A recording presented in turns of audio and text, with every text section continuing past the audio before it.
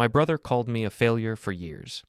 Even at my father's funeral, he whispered, "You should have done more with your life." But when he saw my 900K lake house blowing up on social media, heated pool, jet skis, luxury interior, he changed his tune to, "We're family. Invite us." So I invited him, and they say success is the best revenge. I used to think that was a cliche, something motivational speakers plaster on Instagram over sunset photos, right next to hustle harder and manifest your dreams.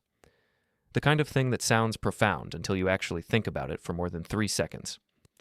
But standing in my foyer with a black folder in my hands, watching my brother's BMW pull into the circular driveway of my $900,000 lake house, I realized it wasn't a cliche at all. It was a promise, and I was about to keep it. The doorbell rang, one of those expensive chimes that sounds like church bells, the kind that makes you feel like you're living in a different tax bracket. I counted to 3 before opening it, letting the anticipation build in my chest like pressure in a shaken bottle. Through the frosted glass panels on either side of the mahogany door, I could see their silhouettes, my brother Marcus, his wife Jennifer, and their 2 kids. They were dressed like they were about to shoot content for a lifestyle magazine, perfect smiles frozen on their faces. Designer sunglasses perched just so, the kind of effortless wealth that actually requires tremendous effort to project. I could see Marcus checking his watch, adjusting his collar. He was nervous, though he'd never admit it. Good. I opened the door. Marcus's smile was wide, practiced, the same one he'd used at family gatherings when he was about to say something cruel disguised as a joke, the smile that made everyone else laugh while I bled internally. There he is, the mystery man with the mystery mansion. His voice boomed with that false enthusiasm he'd perfected in law school, the kind that fills a room but means nothing. Behind him, Jennifer was already looking past me into the house, her eyes cataloging everything visible from the threshold. The chandelier, the marble floors, the sweeping staircase. I didn't smile back. I simply held up the folder. Black, professional, ominous. His eyes dropped to it immediately. The smile flickered like a candle in wind, like a glitch in a video game character's programming. "What's that?" he asked, trying to keep his voice light but failing. I could hear the edge in it. I stepped aside, gesturing into the house with my free hand. "Come in," I said. "I'll show you everything." Before we get into it, don't forget to like and subscribe, and hit hype to boost this episode. Drop a comment below with your city or country. I'm always curious where viewers are joining from. Let me take you back. Back before the lake house, before the money, before the moment Marcus's smile died in my doorway. Back to when I was just the failure of the family, and he made sure everyone knew it. Growing up, Marcus was the golden child. It wasn't even a competition. He was 3 years older than me, which in sibling dynamics might as well be a generation. Straight A's in every subject, even the ones he claimed to hate. Quarterback of the football team, not just any position, but the position, the one that made him the center of attention at every game, every pep rally, every local news segment about high school sports. Full ride to Northwestern University, which my parents talked about at every dinner party for the next decade. I was different. I got B's and C's, which my guidance counselor said was perfectly respectable, but which my father called underachieving. I spent more time in the art room than on the field, drawing designs for album covers and movie posters that would never exist. I went to a state school, a good state school, but still, on loans I'm was paying off. But grades in sports weren't the real issue. The issue was that Marcus needed someone to be beneath him. It was like oxygen to him. And I was convenient, available, and too young to fight back effectively. It started small, the way these things always do. At family dinners, when my parents would ask about my day, Marcus would interject with something like, "Let me guess, another mediocre test score?" Everyone would laugh. Even I would laugh, because what else could I do? If I got upset, I was too sensitive. If I stayed quiet, the joke landed even harder. But it didn't stay small. I remember the exact moment I realized Marcus didn't just tease me. He needed to diminish me. I was 16, he was 19, home from college for Thanksgiving break. I'd just gotten my driver's license and was excited to show him. Pathetic in retrospect, how much I wanted his approval even then. I drove him to the store to pick up something my mom needed. The whole way there, I was careful, checking mirrors, using turn signals, staying exactly at the speed limit. When we got back, my mom asked how I did. Marcus shrugged. "He'll probably total a car within 6 months. No spatial awareness." My mom laughed it off. My dad said, "Give him time." But I saw what it was. Marcus couldn't let me have one thing. Not one moment of competence, not one achievement that didn't have his fingerprints of doubt all over it. The pattern continued through high school. When I got accepted to state, Marcus said, "Well, at least you got in somewhere." When I declared my major in marketing, he asked, "Is that even a real field?" When I got my first girlfriend, he pulled me aside at a family barbecue and said, "Don't screw this up like everything else." I thought college would be my escape. 3 hours away, a new city, new people who didn't know me as Marcus's little brother, and for a while, it was. I made friends, joined clubs, started to figure out who I was when I wasn't being compared to him constantly. But I couldn't escape family gatherings, and Marcus made sure those gatherings remained his stage. When I was 23 and working at a marketing agency making $35,000 a year, which in my city, at that age, for an entry-level position, was actually pretty standard, Marcus had just made junior partner at his law firm. He was 26 and pulling in $120,000 a year. At Thanksgiving that year, while everyone was praising his latest courtroom victory, some case involving corporate litigation that I didn't understand and nobody else did either, but we all nodded along. My mom asked what I was up to. Before I could answer, Marcus cut in. "Still at that starter job?" He said it with this sympathetic head tilt, like he was genuinely concerned. "Most people move up by now. Then again, not everyone has the drive." My father chuckled into his wine glass. My mother changed the subject to the weather. My younger sister, Jessica, who was still in high school, looked at her plate like she wished she could disappear into it. And I sat there, fork halfway to my mouth, with a piece of turkey that suddenly tasted like cardboard, feeling the words land like stones in my chest. The worst part? No one defended me. Not because they were cruel, but because they didn't see it as an attack. To them, it was just Marcus being Marcus. Honest, direct. Successful enough to have earned the right to assess everyone else's trajectory. At Christmas that year, I was excited, genuinely excited, because I'd decided to make a change. I mentioned I was taking evening classes in web development. I'd read articles about the tech boom, about how coding was the future, about how people were teaching themselves and landing six-figure jobs. It felt like a direction, a skill set that could open doors I didn't even know existed yet. Marcus raised his wine glass in a mock toast. "Here's to my brother, the eternal student. Maybe by 40 he'll figure out what he wants to be when he grows up." Everyone drank. I didn't. I sat there, watching them sip their wine and move on to the next topic, and something calcified inside me. Not anger, not yet. Just a cold, hard awareness that Marcus would never see me as anything other than the punchline of a joke I didn't consent to. The years dragged on like that.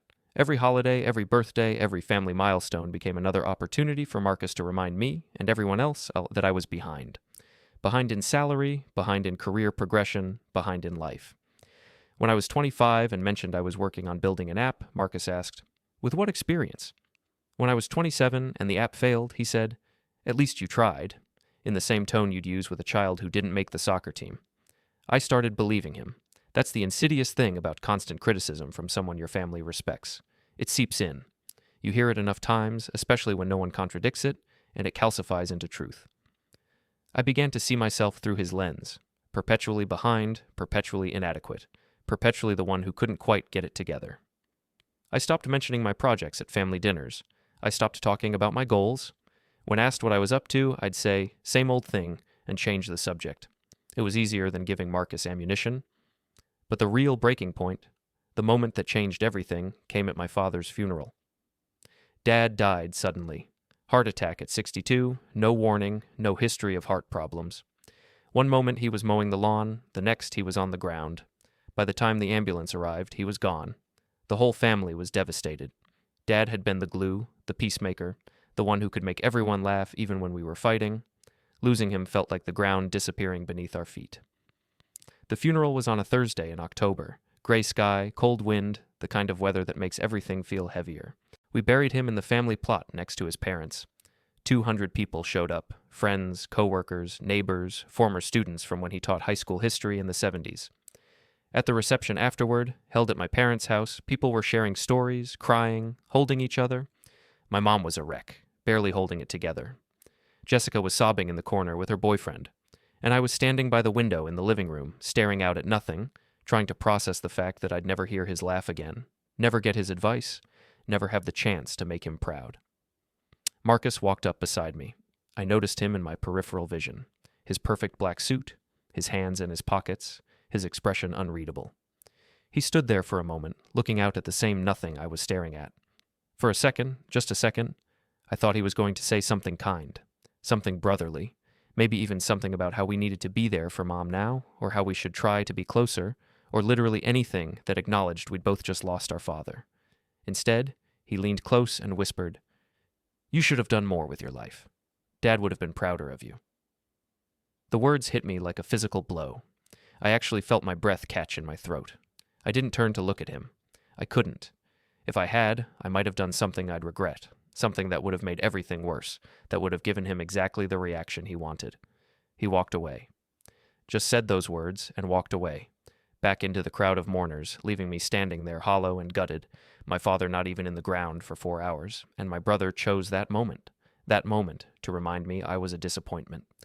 I stood at that window for another 20 minutes, feeling nothing and everything at once. People came up to offer condolences. I nodded, shook hands, said thank you, all on autopilot. Inside, something was breaking, or maybe something was forming. I couldn't tell which. That night, alone in my apartment, a cramped one-bedroom in a complex that smelled perpetually of someone else's cooking, with a view of a parking lot and a dumpster, I sat on my couch in the dark and made a decision. I was going to prove him wrong, not because I wanted his approval. I was done with that. Not because I wanted to impress my family or make my dad proud posthumously, though some part of me probably did. I was going to prove Marcus wrong because I wanted him to choke on every word he'd ever said to me. I wanted him to regret every dismissive comment, every cruel joke, every moment he'd made me feel small. I wanted revenge, and I was willing to work for years to get it. Here's what Marcus didn't know. I'd been working, not just working, grinding. While he was attending firm dinners and country club mixers and taking long weekends in the Hamptons that he posted about incessantly on social media, I was teaching myself to code, to design, to build. The evening classes I'd mentioned at that Christmas dinner years ago, they weren't just a hobby, they were a foundation. By 25, I'd built my first app, a budgeting tool for freelancers that helped them track expenses and estimate quarterly taxes. It was clunky, the UI was embarrassing in retrospect, and it made exactly $200 in 6 months before I shut it down and tried to forget it existed, but Marcus found out about it somehow, probably through my mom, who I'd mentioned it to in passing. At Easter that year, in front of the entire extended family, aunts, uncles, cousins I barely knew, he made a toast. "To entrepreneurship," he announced, raising his glass with that shark smile, "and to knowing when to quit."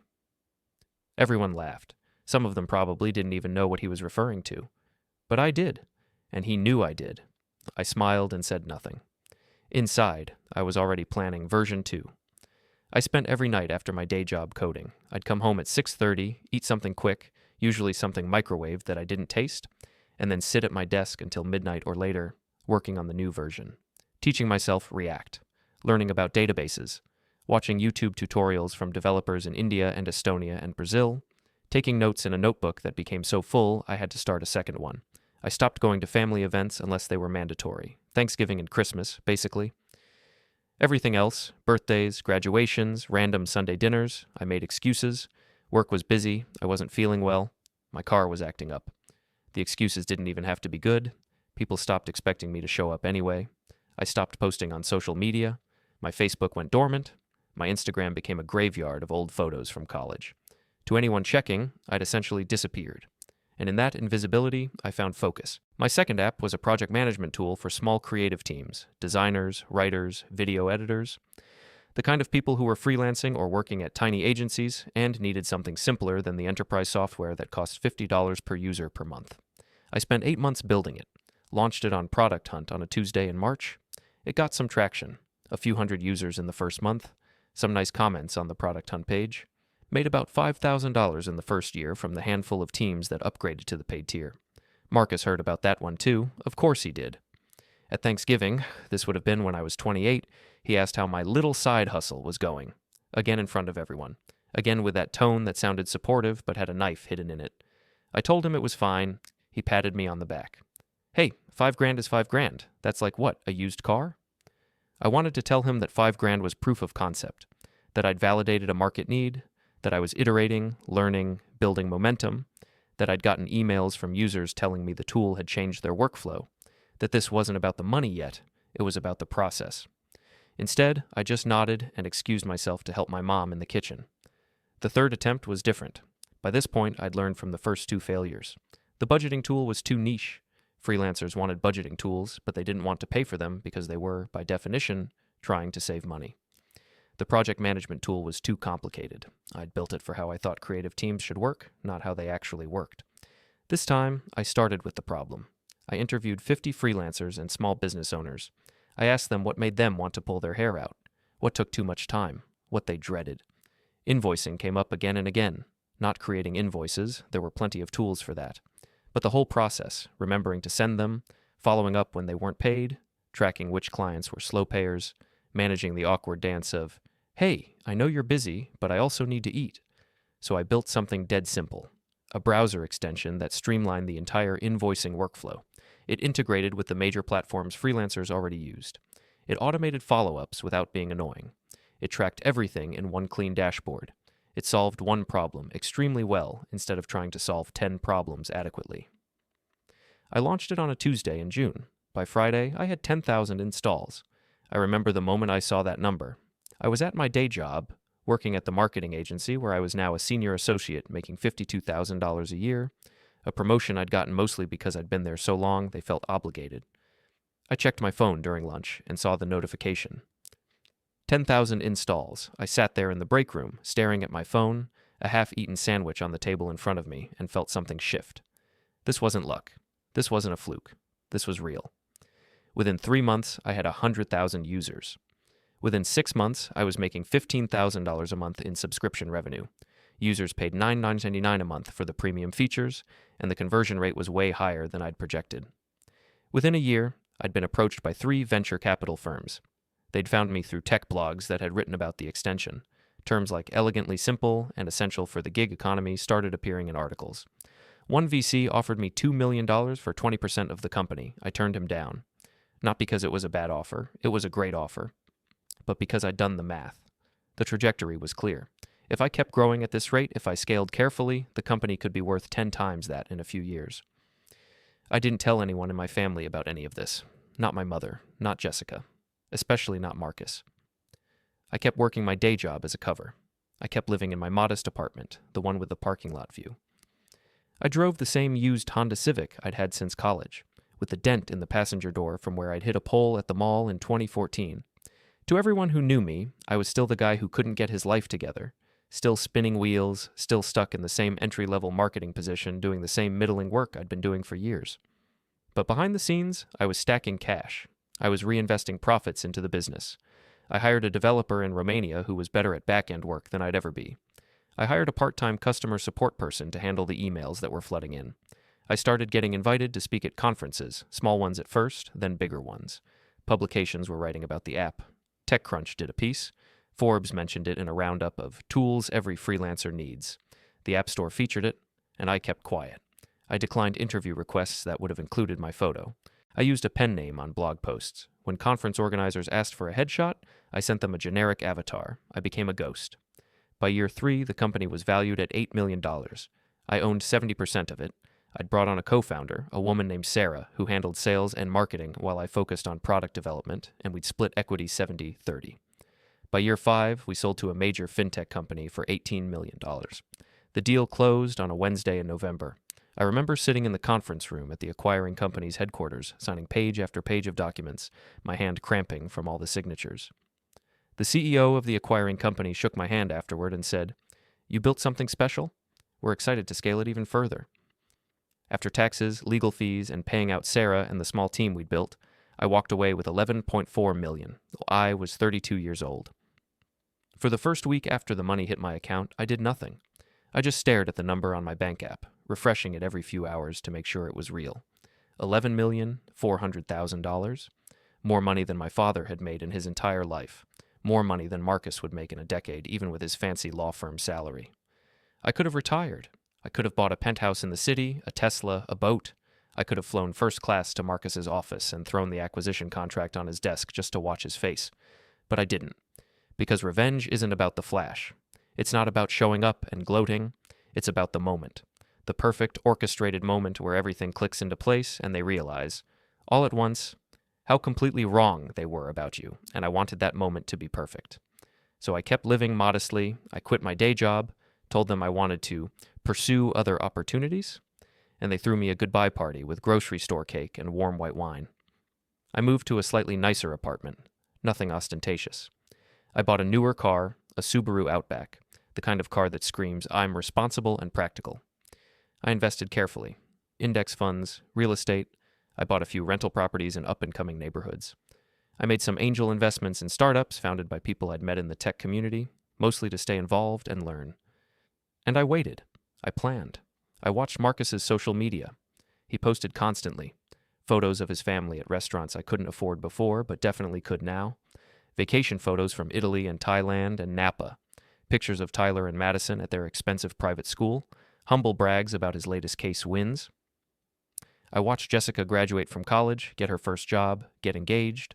I sent cards and gifts, but made excuses not to attend events. Traveling for work, I'd say. Big project deadline. I watched my mom get older, grayer, lonelier in the house that was too big for her after Dad died. I called her every Sunday, but I kept the conversation surface level. How's the weather? How's the garden? Did you see Jessica's engagement photos? And then, a year after the acquisition, I found it. The lake house. I wasn't looking for a lake house specifically. I was just browsing real estate listings one Saturday morning, my new guilty pleasure habit, when I saw it. 3 stories, situated on 2 acres of wooded property with 200 feet of private shoreline. Floor-to-ceiling windows overlooking the water. 5 bedrooms, 4 bathrooms. A chef's kitchen with marble countertops and a 6-burner wolf range. A library with built-in cherry wood shelves. A home theater in the basement. A master suite with a balcony that jutted out over the water like the bow of a ship. Outside, a heated infinity pool that seemed to spill directly into the lake. A private dock with a boat lift. A fire pit area with Adirondack chairs. Mature trees everywhere. Maples and oaks and evergreens that made the property feel like a secret hideaway. The listing said $950,000. I called my realtor before I'd finished looking at the photos. We saw it 2 days later. Emma came with me. We'd been dating for about 6 months at that point, having met through a mutual friend at a dinner party. She was a high school teacher, grounded and practical in ways I needed. When I told her I'd sold my company and had some money saved up, she nodded and said, "That's great. Don't let it change who you are." I hadn't told her how much yet. That conversation was still coming. We pulled up to the house on a perfect autumn afternoon. Golden light, leaves just starting to turn, the lake glittering like it had been polished. Emma got out of the car and just stood there, mouth open. How much is this? $950. $950,000?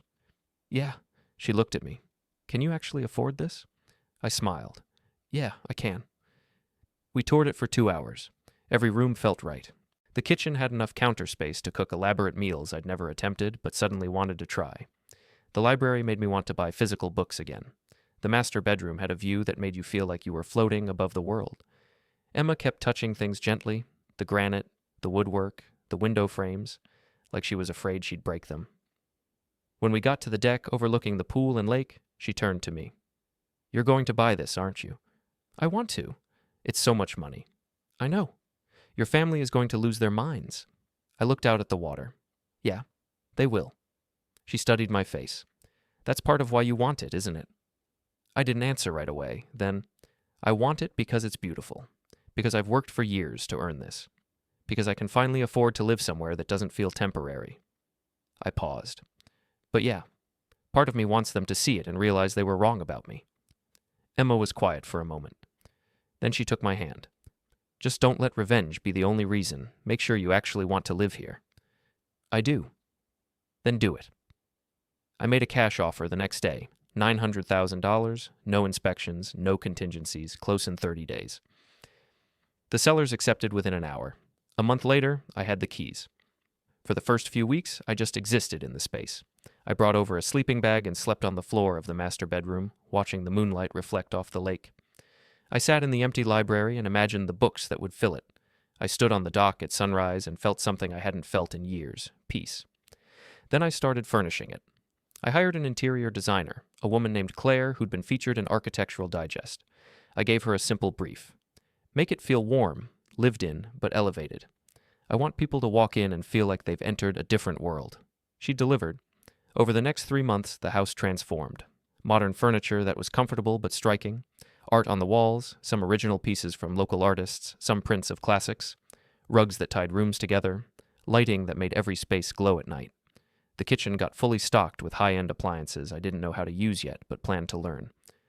The home theater got a screening room set up with reclining seats and a sound system that made dialogue feel like it was happening in the room with you. The dock got 2 jet skis and a small boat. Emma would come over every few days and walk through, shaking her head in disbelief. This still doesn't feel real. It's real.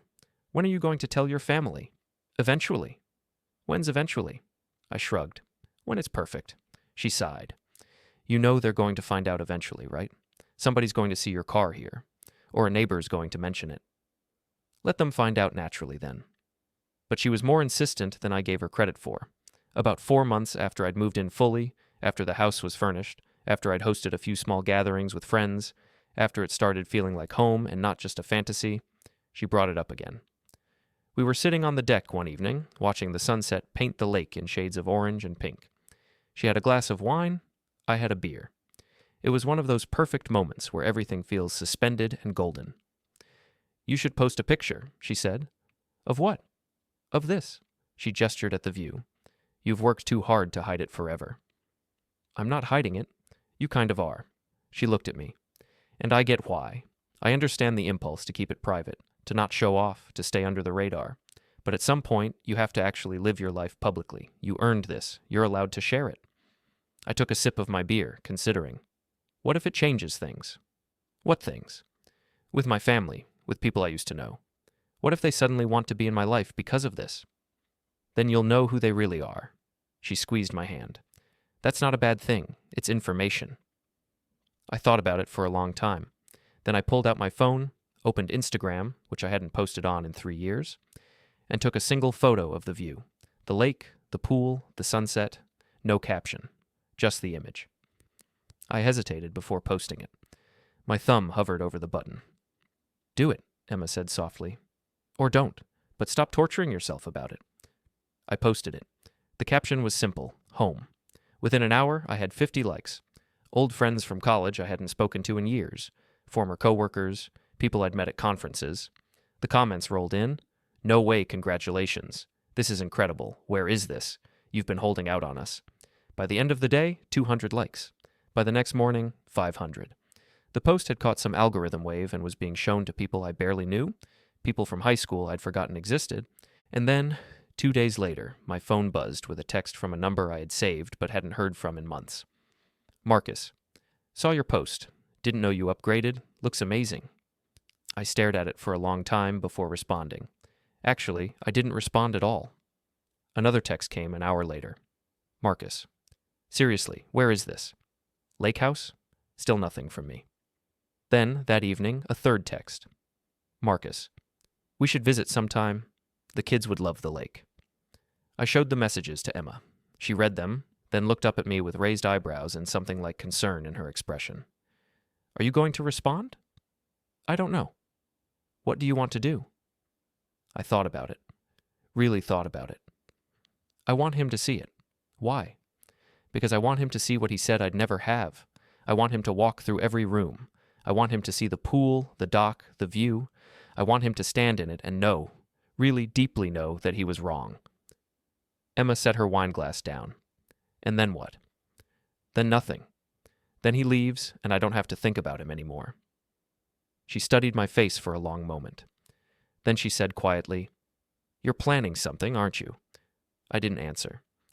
Just be careful, she said. Revenge can feel good in the moment, but it can also eat you alive. This isn't about revenge. Isn't it? I looked out at the lake. Maybe it started that way, but now it's about boundaries. It's about showing him who I am and who he doesn't get to be to me anymore. Emma nodded slowly. Okay, just don't lose yourself in it.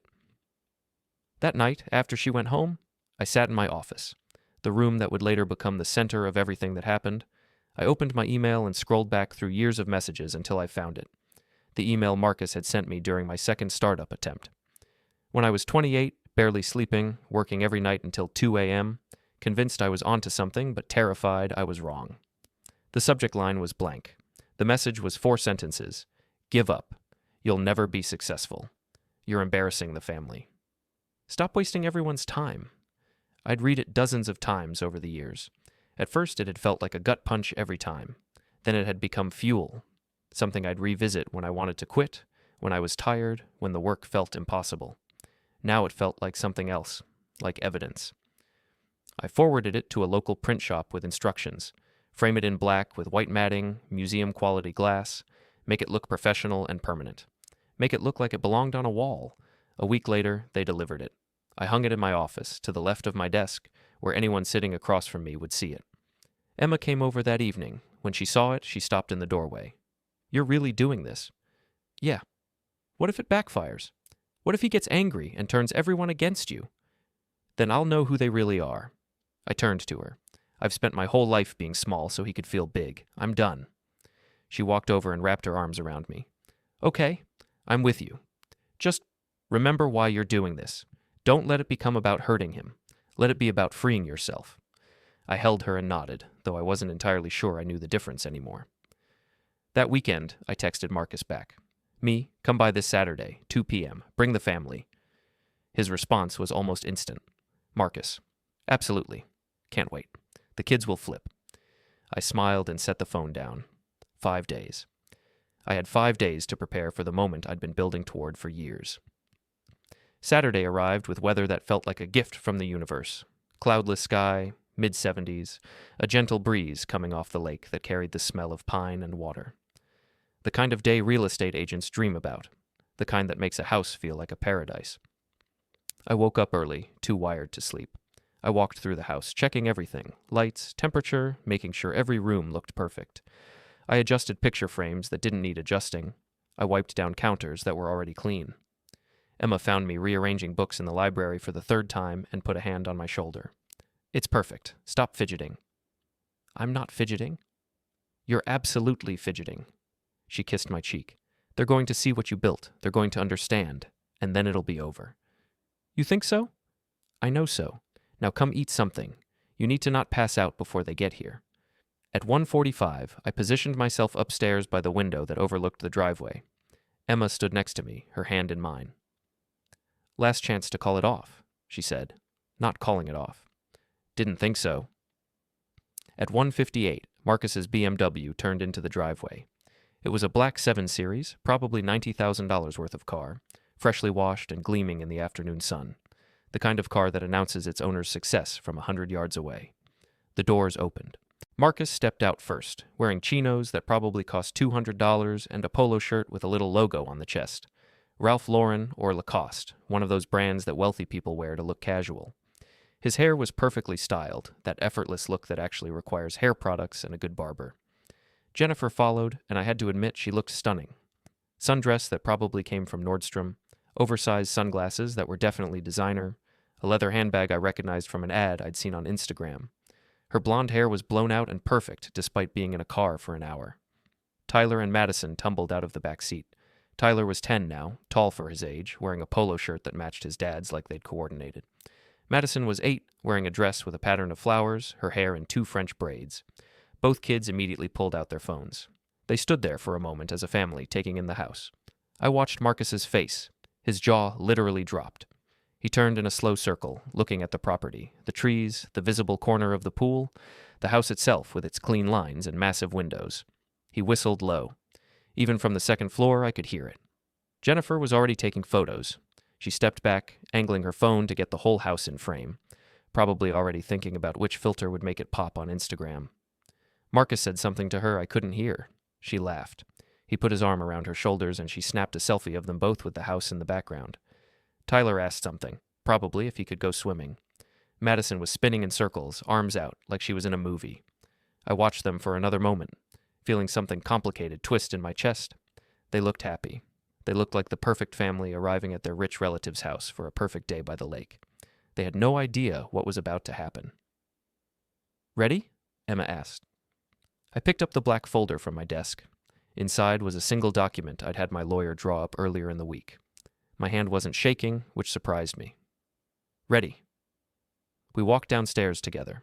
I sent Emma into the kitchen. We'd agreed she'd make herself scarce for the first part of this, that this moment needed to be between me and Marcus. She squeezed my hand once before disappearing. I stood at the front door and waited. counted to 3 after the doorbell rang, letting the anticipation build, letting Marcus wonder why I wasn't immediately throwing the door open. Then I opened it. Marcus's smile was huge, practiced, the smile of someone who's used to charming rooms full of people. There he is, the mystery man with the mystery mansion. His voice boomed with enthusiasm that might have been genuine or might have been performance. I'd stopped being able to tell the difference years ago. Behind him, Jennifer was still holding her phone, filming or taking photos. Tyler and Madison were already trying to peer past me into the house. I didn't smile back. I didn't match his energy. I simply held up the folder. Black, professional, ominous. His eyes dropped to it immediately. The smile flickered, just for a second, like a light bulb with a loose connection, and then reasserted itself, though weaker this time. "What's that?" he asked, trying to keep his voice light. I stepped aside, gesturing into the house with my free hand. The marble foyer stretched behind me, the chandelier casting prismatic light across the walls. "Come in," I said. "I'll show you everything." They filed past me one by one. Jennifer first, her eyes immediately going up to the chandelier, her mouth forming a small O of appreciation. Tyler next, his attention caught by the floating staircase. Madison after him, clutching a stuffed animal she'd brought from the car. Marcus came last. As he passed me, he tried to glance at the folder again, but I held it against my side. "This is... wow," Jennifer said, turning in a slow circle in the foyer. "This is incredible. How long have you lived here?" "About 6 months." "6 months? And you didn't tell anyone?" She said it like I'd committed a minor crime. I shrugged. I wanted to get settled first. Marcus was examining the space with what I recognized as his lawyer's assessment, looking for details, for value, for vulnerabilities. Must have cost a fortune. It cost what it cost. "Come on, ballpark. 700? 8? I smiled, but didn't answer. "Let me show you around." I led them through the house, slowly, deliberately, like a museum docent. First, the great room with its vaulted ceilings and massive stone fireplace. Jennifer gasped when she saw it. Actually gasped, and immediately started taking photos. "Can I post these?" she asked. "Sure," I said. "Why not?" By the time she posted them, none of this would matter anyway. Tyler was drawn to the windows, pressing his face against the glass to see the lake. "Dad, there's jet skis." "I see them, buddy." Next was the kitchen. Jennifer actually touched the marble countertops with reverence. "This is Carrara marble." "Calicotta, actually." "Oh my God." She turned to Marcus. "Do you see this? This is like $20,000 worth of countertops." Marcus was examining the wolf range. "Professional grade. You cook much?" "Learning." Must be nice to have the time. There it was, the first little barb, subtle enough to be deniable, but sharp enough that I felt it. I said nothing and kept walking. The deck was next. I opened the glass doors and stood aside as they walked out. The view hit them all at once. The infinity pool in the foreground, the lake stretching out beyond it, the tree-covered hills in the distance. "Holy shit," Marcus said. Tyler echoed him. "Holy shit!"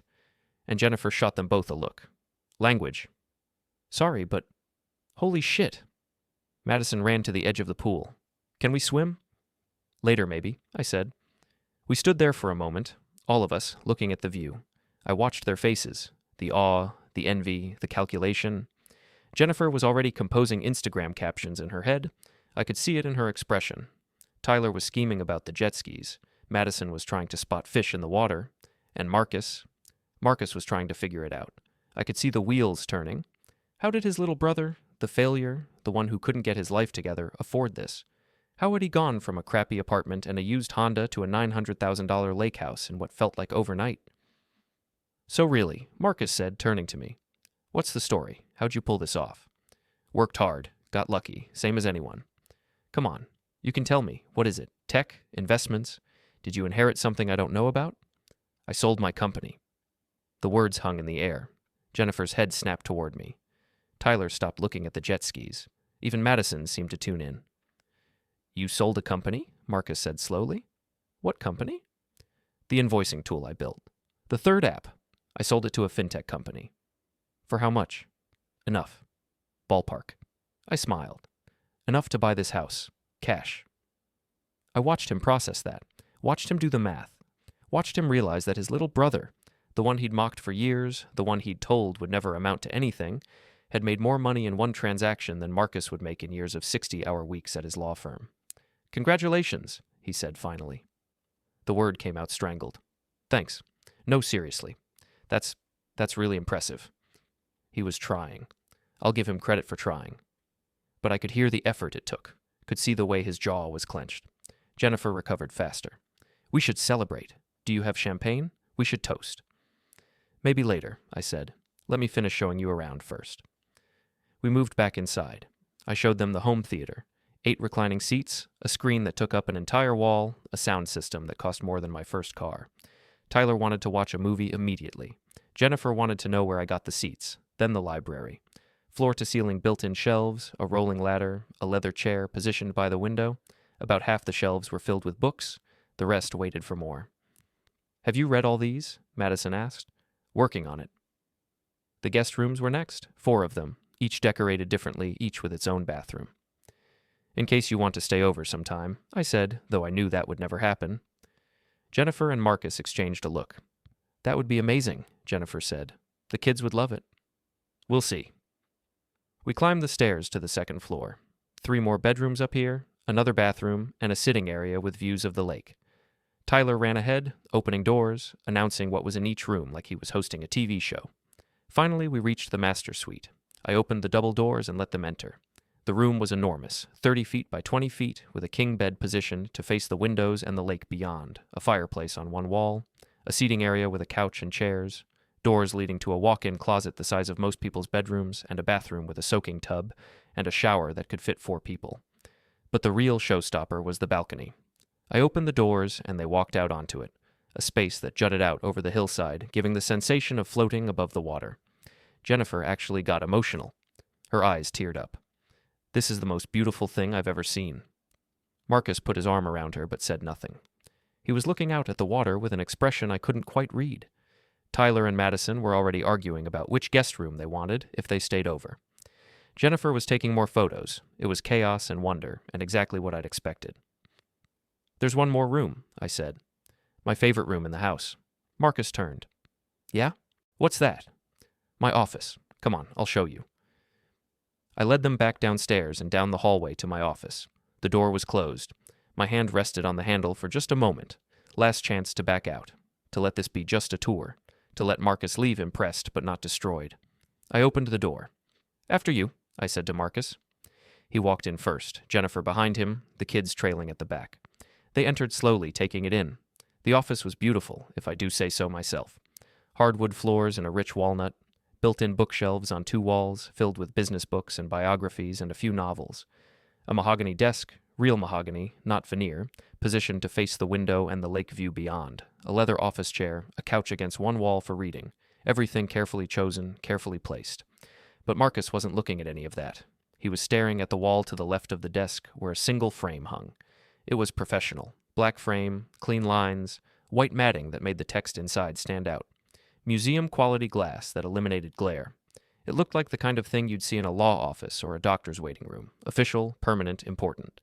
Inside, printed on high-quality paper in a clean sans-serif font, was the email. Every word of it. From Marcus, last name. To my email. Date September 14th, 2018. Subject. Blank, give up. You'll never be successful. You're embarrassing the family. Stop wasting everyone's time. Below it, in smaller italicized text, I'd added, framed in gratitude for the motivation. Marcus froze. I watched his entire body go rigid, watched the color drain from his face like someone had opened a valve. Jennifer stepped closer, squinting to read it. I watched her expression change as the words registered. Confusion first, then realization, then something like horror. "What is that?" Tyler asked, trying to read it from where he stood. No one answered him. Madison tugged on her mother's dress. "Mom? What does it say?" Jennifer crouched down. "Nothing, sweetie. Go wait in the hallway for a minute, okay? Both of you." "But now." Something in her tone made both kids obey. They filed out, Tyler glancing back curiously before the door closed behind them. The 3 of us stood there in silence. The only sound was the hum of the air conditioning and the distant call of a bird outside. Finally, Marcus turned to me. His face was pale, his jaw working. Why did you frame that?" His voice was quiet, almost wounded. For a second, I almost felt bad. Almost. Because this house exists because of that message, I said calmly. What? He looked genuinely confused. Every time I wanted to quit, every time I thought about giving up, about accepting that maybe you were right about me, I'd come back to that email, I'd read it again, and it would remind me exactly what I was working toward. That's not, Marcus started, but I cut him off. Not what? Not fair? Not the right interpretation? I stepped closer, my voice still calm, still measured. You sent that to me during the hardest year of my life. I was working 16-hour days, trying to build something out of nothing, barely sleeping, barely eating, and you took the time to tell me I was embarrassing the family. It was tough love, Marcus said weakly, but there was no conviction in his voice. I was trying to. No, I shook my head. No, you weren't trying to help me. You were trying to make yourself feel superior. You've spent our entire lives doing that. Jennifer touched Marcus's arm. Maybe we should go? I picked up the black folder from my desk, held it out to Marcus. What is this? He asked, not taking it. Take it. He did, reluctantly. His hands were shaking slightly as he opened it. Inside was a single document, printed on legal letterhead. My lawyer had drafted it earlier in the week. It wasn't technically enforceable. You can't really ban family members from private property without a restraining order, but it looked official enough. Visitor restriction notice property address, my lake house address, property owner, my full name, restricted individuals, Marcus, full name, Jennifer, full name, Tyler, full name, Madison, full name, effective date, today's date, duration, indefinite reason, property owner's discretion, presence on property constitutes trespassing. Marcus read it once, twice. His lips moved slightly as he processed the words. Then he looked up at me, and for the first time in my entire life, I saw my brother look truly shaken. You're banning us? From your house? I'm setting a boundary, I corrected. One I should have set a long time ago. This is insane. His voice was rising now, color flooding back into his face, anger replacing shock. We're family. You can't just... Family doesn't do what you did to me. My voice stayed level. Family doesn't spend decades tearing someone down just to feel taller. Family doesn't whisper at their father's funeral that you should have done more with your life. Jennifer's eyes widened. He said that? I kept my gaze on Marcus. Didn't you? Marcus opened his mouth, closed it, opened it again. That was a difficult day. I wasn't thinking clearly. It was 4 hours after we buried Dad, and you chose that moment, that exact moment, to remind me I was a disappointment. I didn't mean... Yes, you did. I said it flatly, factually. You meant every word you've ever said to me, every joke at family dinners, every dismissive comment, every time you made me feel small so you could feel big. You meant all of it. Jennifer was pulling at Marcus's arm now, trying to move him toward the door. Let's just go. This was a mistake. But Marcus wasn't done. He looked around the room, at the frame on the wall, at the view outside the window, at the success I'd built despite him. And something crumbled in his expression. I'm sorry, he said, and for a moment he actually sounded it. I was wrong, about a lot of things. I shouldn't have said those things to you. I nodded slowly. You're right, you shouldn't have. So why are you doing this? Why frame that email? Why ban us? If you want an apology, I'm giving you one. Because it's too late, I said simply. You're not sorry you said it. You're sorry I succeeded despite it. You're sorry you're standing in this house realizing you were wrong. That's not the same thing. That's not fair. Marcus, you told me I'd never be successful. You said I was embarrassing the family. You did that while I was working every night until 2 a.m., building something from nothing, trying to make a life for myself. I paused. And when I finally succeeded, when I built something worth building, you didn't reach out to congratulate me. You saw a photo on Instagram and texted me wanting to visit. You didn't want to see me. You wanted to see the house. You wanted to show your kids the lake. You wanted Instagram photos. You didn't give a shit about me then, and you don't now. The words landed like stones. Marcus stood there, the folder still in his hands, looking like I'd physically struck him. Jennifer had tears in her eyes. We should go, she said again, more insistent. This time Marcus listened. He looked at me one more time, really looked at me, maybe for the first time in our lives, and whatever he saw there made him understand it was over. I'm sorry, he said again. I know you are. Now. He turned and walked to the door. Jennifer followed, touching my arm briefly as she passed. Whether in sympathy or reproach, I couldn't tell. At the threshold, Marcus stopped. "What do you want me to tell Mom?" "Tell her the truth. Tell her I set a boundary with you because you've spent our whole lives treating me like I was less than you. Tell her I'm done pretending that's okay." "She's going to be devastated." "Then she should have said something years ago when you were doing it." He nodded slowly, like he'd expected that answer. Then he left. I stayed in my office listening to their voices in the hallway. Jennifer calling for the kids, Tyler asking what happened, Madison saying she wanted to see the pool. The front door opened, footsteps on the porch, car doors, the engine starting. Emma appeared in the doorway. "You okay?" I nodded. "Yeah, I'm okay." We walked to the front window together and watched the BMW back out of the driveway. Marcus's face was visible through the windshield, jaw set, eyes forward, the expression of someone who's just had their entire world view upended. Jennifer was looking at her phone in the passenger seat, probably deleting all the photos she'd taken. Tyler was gesturing wildly in the back seat, clearly asking questions. Madison was hugging her stuffed animal. The car turned onto the lake road and disappeared behind the trees, leaving nothing but dust settling in the afternoon sun. Emma took my hand. "How do you feel?" I thought about it. Really thought about it. For years I'd imagined this moment. The confrontation, the reveal, the vindication. I'd thought it would feel triumphant, that I'd feel a rush of satisfaction watching him drive away humiliated and small. But I didn't feel triumphant. I didn't feel victorious. I felt quiet. Empty, but in a good way. Like I'd been carrying something heavy for so long I'd forgotten it was there. And now it was finally gone. "I don't feel better," I said honestly, "but I feel free." Emma squeezed my hand. "That's enough." We stood there together as the sun began to sink toward the horizon, painting the lake in shades of orange and gold. Somewhere in the house, the air conditioning hummed. The breeze moved through the trees.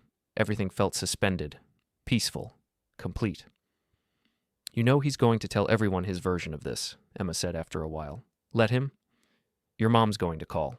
Probably today." "I know. Your sister, too. Also know.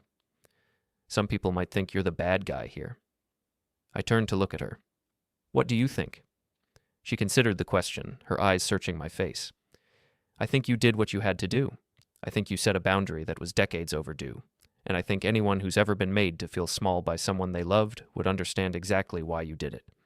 But revenge doesn't always feel the way you think it will, even when it's justified." It wasn't about revenge, wasn't it? I looked out at the lake. Maybe it started that way. But standing here now, I realize it wasn't about hurting him. It was about finally refusing to let him hurt me anymore. Emma pulled me into a hug. We stood like that for a long time, watching the light change, watching the day slip into evening. Finally, she pulled back. "You hungry? I was thinking of grilling some salmon." I smiled, really smiled, for the first time all day. Starving. We walked to the kitchen together, leaving the office door open behind us. The frame stayed on the wall, the black folder on the desk, the past exactly where it belonged. Visible but distant, important but no longer defining. A reminder of where I'd been, but not where I was going. My mother called at 7:43 p.m. that same evening. Emma and I were on the deck, eating the salmon she'd grilled, watching the last light fade from the sky. When my phone rang and I saw Mom on the screen, I knew Marcus had already talked to her. I let it ring twice before answering. "Hi, Mom?" "What did you do?" Her voice was shaking. With anger or sadness or both, I couldn't tell. I set down my fork. "He told you.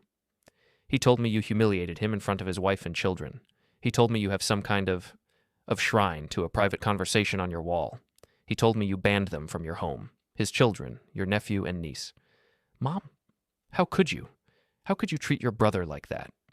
I closed my eyes. This was the part I'd known was coming, but hadn't let myself fully prepare for. "Did he tell you what the email said? He said it was taken out of context? Did he tell you what it said, Mom?" She was quiet for a moment. "He said he was trying to give you tough love years ago, and you've held a grudge. He told me to give up. He said I'd never be successful, and that I was embarrassing the family. He sent that when I was working day and night trying to build something, when I was barely making rent, when I needed support, and he gave me cruelty instead. That's not, he wouldn't." "He did, Mom. He's been doing it our entire lives. At every dinner, every holiday, every family gathering, He's made sure everyone knew I was the failure and he was the success. And you never said anything. I heard her breath catch. That's not fair. You're twisting. I'm not twisting anything. Ask Jessica. She's seen it. She's heard it. She just never called it out because nobody wanted to rock the boat. There was a long silence. I could hear her breathing on the other end, could imagine her in the house I'd grown up in, standing in the kitchen or the living room, trying to reconcile two versions of reality that didn't fit together. Even if he was, difficult sometimes, she said finally, her voice smaller now. He's still your brother. Family forgives. Family moves past things. Family doesn't do what he did at Dad's funeral. Another silence, longer this time. What happened at the funeral? So I told her, about standing at the window during the reception, about Marcus walking up beside me, about what he whispered. I told her every word. When I finished, she was crying. I could hear it in her breathing, in the small sounds she was making. I didn't know, she whispered. I didn't realize it was that bad. Because I never said anything. Because I thought if I just kept my head down and worked hard, eventually he'd see me differently. But he never did. And he never will. So I'm done trying. You can't just cut him out of your life. I'm not cutting him out of my life. I'm setting a boundary. He can't come to my house. That's it. We can see each other at your house for holidays if you want. But I'm not giving him access to my space, my home, the life I built. Not anymore. This is going to tear the family apart. The family was already torn, Mom. You just didn't want to see it. She cried more. I sat there listening, feeling a complicated mix of guilt and relief and sadness. I hated making her cry, but I also knew I wasn't wrong. I need some time, she said finally. I need to think about all this. Okay. I love you. You know that, right? I know, Mom. I love you too. She hung up. I set the phone down and stared at my plate. The salmon had gone cold. Emma reached over and took my hand. That was hard. Yeah. You okay? I don't know. We sat in silence for a while. Then she said, For what it's worth, you did the right thing. She needed to hear it. You think she'll take his side? I think she'll try to stay neutral and end up hurting everyone in the process. But that's not your responsibility to manage. She was right. I knew she was right. But it didn't make it feel any better. Jessica called the next day, Sunday afternoon. I was in the library trying to read, but mostly just staring at the page, when my phone buzzed. Hey, Jess. So, her voice was careful, measured. I talked to Mom and Marcus, and I need to hear your side. So I told her everything. The email, the years of comments, the funeral, the decision to frame it, the restriction notice, all of it. When I finished, she was quiet for a long moment. I believe you, she said finally. You do?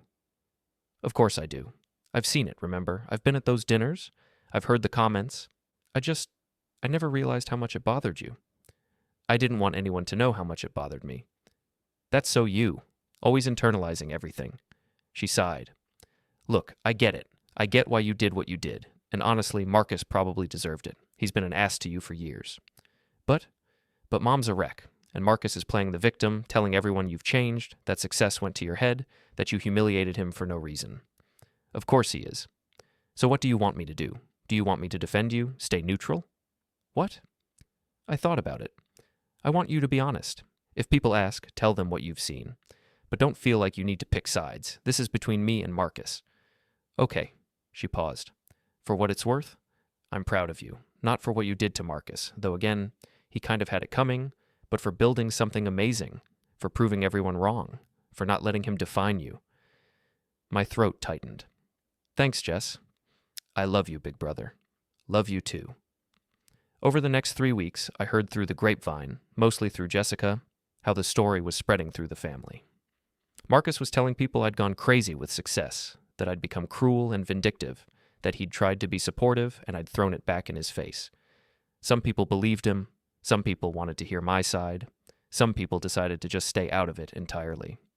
My mom called twice more, the first time to ask if I was sure about this, if there was any way to reconcile, the second time to tell me she was planning Thanksgiving and didn't know how to handle having both Marcus and me there. I'll skip it, I told her. No, she said firmly. No, you both should be there. You're both my sons. Mom? I mean it. This family isn't going to fall apart on my watch. You don't have to talk to each other. You don't even have to sit near each other. But you're both coming to Thanksgiving. I didn't argue. There was no point. Marcus never called, never texted. The silence from him was absolute, and I found I preferred it that way. 3 months after that Saturday, an envelope arrived in the mail. No return address. Just my name and the lake house address, handwritten in script I recognized. Inside was a card, blank on the front. Inside, 3 lines. I should have been better. I wasn't. I'm sorry. No signature. But I knew the handwriting. I stood in my kitchen holding the card, feeling nothing dramatic. No surge of forgiveness, no residual anger, just a quiet acknowledgement that he'd written it. Emma looked over my shoulder. You going to respond? I don't know yet. You don't have to. I know. I set the card on the counter and went about my day, made coffee, answered emails, worked on a new project I'd started, took a meeting with a potential investor. Normal life, quiet life. The life Marcus once said I'd never have. That evening, I walked out onto the deck. The sun was setting again. It's always setting, always rising, always marking the passage of time whether we're ready for it or not. The lake was glass smooth, reflecting the sky in perfect detail. I thought about the card, about Marcus, about whether forgiveness was something I owed him, or something I owed myself, or whether it was necessary at all.